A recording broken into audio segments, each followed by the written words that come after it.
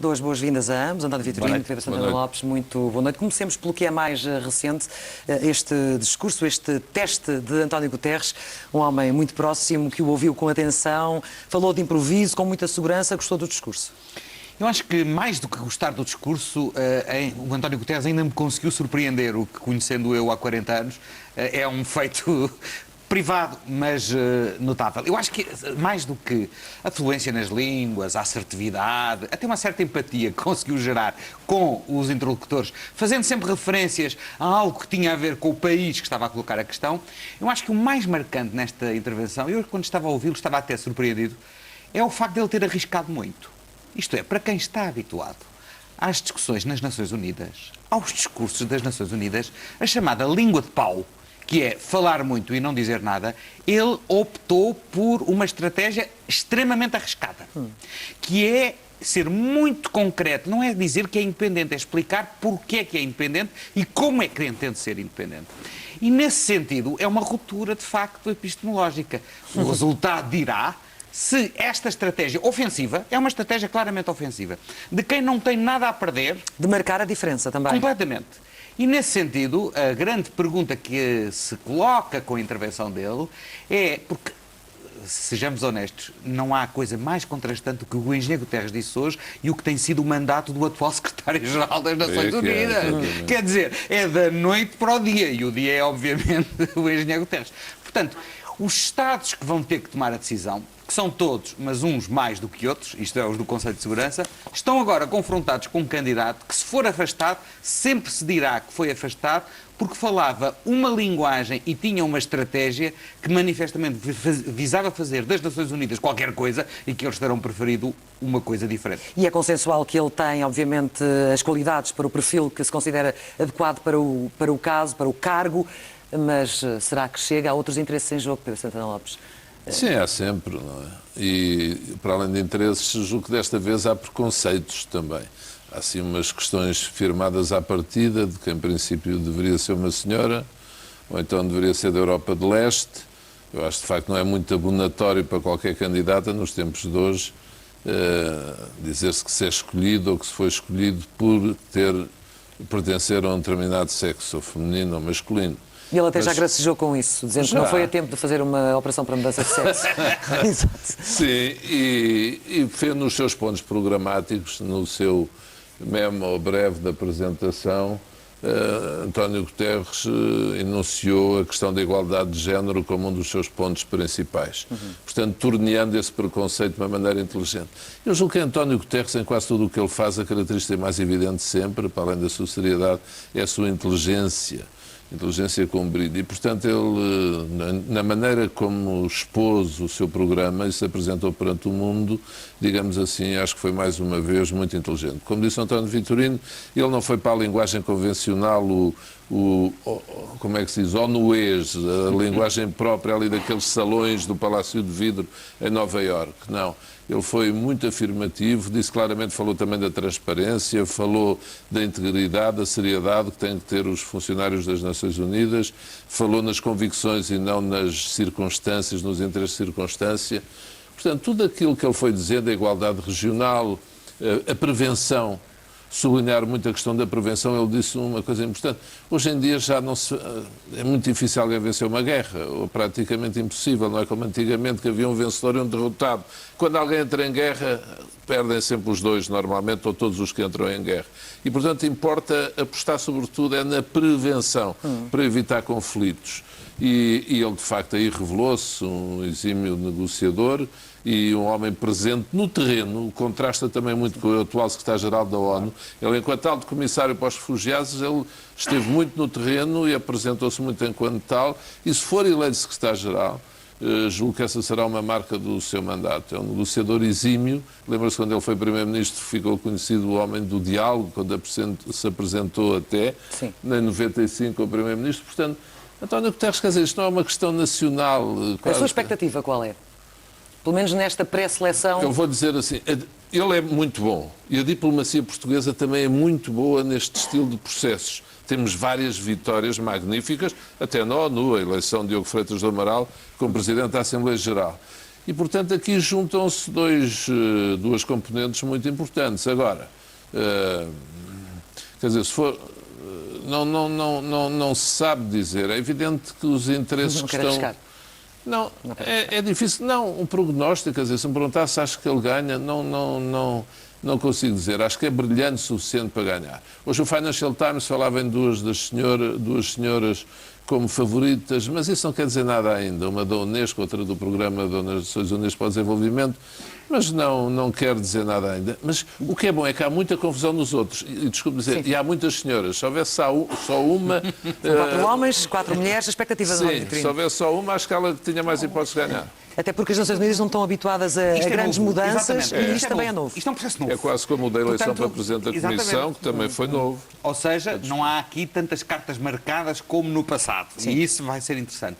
Mas no fundo, há um jogo de vetos e de votos. O que é que eu quero dizer com isto?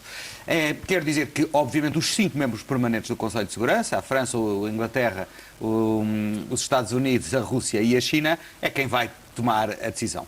O que é que o engenheiro Guterres tem a favor? Não tem o veto de nenhum. Isto é, Portugal, e ele próprio, mas também Portugal, não é um país com um perfil que provoca anticorpos que levem a um veto. Isso é uma vantagem. Qual é a desvantagem? A desvantagem é haver uma mobilização muito intensa em torno da questão do género. Mas aí teremos que esperar que haja uma candidata que esteja, pelo menos, capaz de correr na mesma pista que o engenheiro Guterres. Dos nomes que estão hoje em cima da mesa, não creio que seja ainda o caso.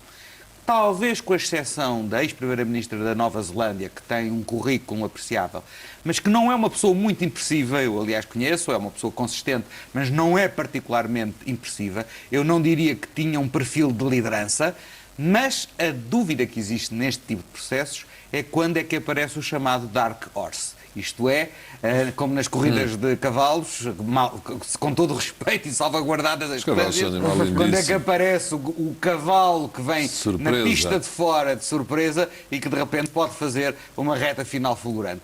Mas se não houver espaço para um Dark Horse, eu acho que o engenheiro Guterres tem hipótese. Bem, falemos, temos que avançar, Só mas para mais um rematar. ponto que eu não queria deixar de sublinhar.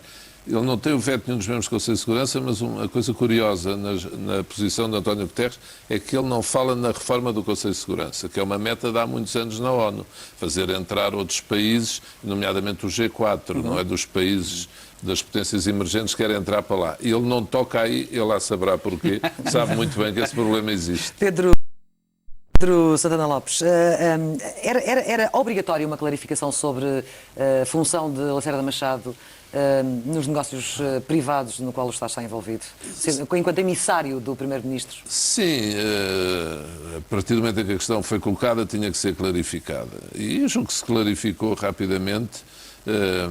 António Costa, de facto, conhece muito bem Diogo Lacerda Machado, ele foi seu secretário de Estado, para além do mais é seu amigo, e, portanto, havia aqui que formalizar a confiança. Agora, eu julgo que a questão, compreendo, tenha sido posta, mas não numa base suspeita. Nós temos partido do princípio que as pessoas são pessoas sérias, e neste caso são ambas, são pessoas sérias e, portanto, não estarmos sempre a raciocinar como a partida fossem pessoas dignas ou merecedoras de suspeita. Portanto, é uma pessoa muito competente, é um advogado credenciado, e António Costa confia nele, portanto, ninguém quer invocar aqui a figura do gestor de negócios, que pode agir mesmo sem um mandato formal e depois os seus atos são ratificados, é o que diz o direito, e, portanto, pelo que eu vi, já foi divulgado, anunciado o contrato, e quanto é a remuneração, agora, julgo que no caso de Diogo Lacerda Machado não é a remuneração que o faz aceitar esta incumbência simbólica. de António Machado, de António Costa, mas sim, por um lado, a amizade, a relação de confiança e, por outro lado, o interesse público, com certeza que é, e o interesse em resolver bem estes assuntos. Temos que olhar para isto, apesar de ser legítimo pôr a questão, Sim. acho que é legítimo, mas olhar para isto com também seriedade, porque as pessoas são sérias, à partida não desconfiam dos outros. De qualquer forma, nós ouvimos aqui a Augusto Santos Silva. Deixa-me só dizer que, apesar de tudo, o grande público não conhecia Lacerda Machado. Ouviu falar de um amigo, ou o melhor amigo do Primeiro-Ministro, a tratar destes negócios do Estado e obviamente, foram os dois muitas meus questões... alunos, imagina. se Mas só colocam- 4 anos de diferente. Senão qualquer dia parece que temos 70. Você devia dizer que eu ia fazer 100 qualquer dia parece que temos 90. Coloca-se ao nível da confiança até com a Alunos própria sem classe direito de política. tomar. Muito bem. Augusto Santos Silva dizia que foi uma forma de lançar poeira sobre um problema que não existe, disse-o aqui há pouco. E a sua opinião sobre isto, António Vitorino? Acho que a questão hoje está clarificada, mas houve alguma descontração excessiva na maneira como ela foi gerida e, portanto... Pelo próprio António Costa? Sim, porque isto aparece agora já como consequência de uma pressão. E não como uma situação que, tendo sido clarificada à cabeça, não teria permitido o avolumar que chegou a atingir. O ponto relevante que as pessoas têm que perguntar é este: a pessoa tem competência ou não tem competência, tem credenciais ou não tem credenciais para desempenhar esta função? Eu acho que tem, eu conheço, não foi meu aluno, mas conheço de outras circunstâncias e acho que tem essas qualificações e agora eu espero que seja julgado pelos resultados que obtém ou não obtém. Muito bem. Muito bem. Nós temos de avançar, o nosso tempo voa. Banco Mau, também na mesma entrevista com o Primeiro-Ministro ao Diário de Notícias e à TSF, uma tentativa de limpar os bancos do tal crédito mal parado que já é demasiado. O senhor tem mais dúvidas ou mais certezas neste momento sobre a solução que é defendida por António Costa? Vamos ver, nós tínhamos falado nisso na última vez aqui, exatamente, foi o último ponto, abordámos e chegámos, e eu lembro-me do que é que disse até, que é uma coisa que revela que o meu velho amigo Alzheimer ainda não está tão próximo quanto seria de apreciar. Eu lembro-me que disse: é necessária uma intervenção sistémica sobre a banca para não andarmos a correr atrás do problema de cada banco. Portanto, como deve calcular, é isto que eu estava a falar, como é evidente. Nós não sabemos ainda quais são as modalidades, há várias maneiras de tratar este assunto. Há um constrangimento muito relevante, que é fazer passar qualquer modalidade de consolidação dos passivos dos bancos na Direção-Geral de Concorrência em Bruxelas. Portanto, não é um processo fácil, é um processo negocial, mas é fundamental criar condições para que as instituições bancárias possam consolidar o seu balanço, não por causa de um amor acrisolado às instituições bancárias, que são provavelmente das menos populares hoje em dia no mundo inteiro, mas porque é fundamental criar condições para que elas desempenhem a missão que lhes deve ser confiada, que é de financiar a economia real. E sem essa operação, que aliás, curiosamente, não registou resistência de ninguém. Pois. Isto é, por isso é que eu desconfio. Eu quando vejo isto, está a ver? Agora, há duas questões de acordo. Todos estiveram de acordo, o que significa que todos, pelo menos, reconhecem que há um problema. O que não significa que estejam todos de acordo com a solução que vai ser adotada. PCP e Bloco de Esquerda não estão de acordo. Não estariam O de Bloco acordo, foi mais prudente. Não estariam de acordo se isso acabasse por envolver a necessidade de garantir o envolvimento de dinheiro dos contribuintes. Mas a verdade é que o dinheiro dos contribuintes significaria uma ajuda de Estado e isso defrontar-se-ia com dificuldades em Bruxelas. Portanto, como do costume, o diabo está nos detalhes e temos que conhecer os detalhes. Agora, que o caminho é este, então, isso acho que é. Isto foi lançado assim para cima da mesa de uma forma demasiado ligeira pelo Não, este caminho vem a ser pensado há muito tempo e foi de facto concretizado em Espanha. Agora a Itália está à beira de encontrar uma solução que deu muito trabalho negociar, mas que ainda, obviamente, como está a começar, não sabemos os resultados. Mas não se pode comparar com Portugal. Não, a situação em Itália, até porque não, a Itália já são tem... dimensões completamente diferentes. E depois a economia italiana, o sistema financeiro, tem particularidades que não temos tempo agora aqui para desenvolver, mas são muito especiais. Muito. E nós não. Agora, quer dizer, o António disse, a Direção-Geral da Concorrência é o principal constrangimento, sem dúvida nenhuma.